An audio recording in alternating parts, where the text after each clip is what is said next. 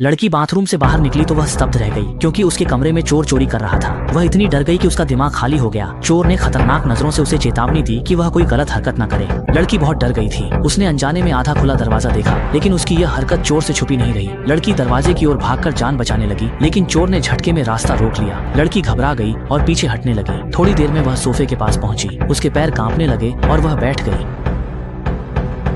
चोर ने उसे चेतावनी दी कि वह अब कोई चालाकी न करे। लड़की सोफे पर बैठी कांप रही थी। चोर को भी लग गया कि उसमें इतनी हिम्मत नहीं है। इस समय लड़की ने चाय की मेज पर रखी कांच की बोतल की ओर देखा और उसके दिमाग में एक विचार आया, लेकिन जैसे ही वह बोतल उठाने के लिए खड़ी हुई, चोर ने अचानक उसकी पीठ पर कोहनी से वार कर दिया। लड़की की आंखों के आगे अंधेरा छा गया और वह जोर से जमीन पर गिर पड़ी। इसके बाद चोर ने धीरे धीरे उसे उठाया और सावधानी से उसे बेडरूम के फर्श पर बिछे बिस्तर पर लेटा दिया। इस समय चोर ने देखा कि कमरे का दरवाजा खुला हुआ है। किसी भी अनचाही मुसीबत से बचने के लिए उसने जल्दी से दरवाजा बंद कर ताला लगा दिया। लेकिन ठीक उसी समय एक अजीब घटना घटी। अभी अभी जो लड़की फर्श पर बिछे बिस्तर पर लेटी थी, वह अचानक गायब हो गई। चोर की भौहें सिकुड़ गईं। वह तुरंत आगे बढ़कर देखने लगा। जब वह यह सोच ही रहा था कि आखिर हुआ क्या है, तभी लड़की चुपचाप उसके पीछे आ गई थी। जैसे ही उसने पीछे देखा, लड़की ने कांच की बोतल से उसके सिर पर वार किया। चोर जमीन पर गिरा, लेकिन हैरानी की बात थी कि वह तुरंत फिर से उठ गया। लड़की ने हालात बिगड़ते देख तुरंत भागने की कोशिश की, लेकिन चोर ने उसका टखना पकड़ लिया और वह एक बार फिर लड़खड़ाकर जमीन पर गिर पड़ी।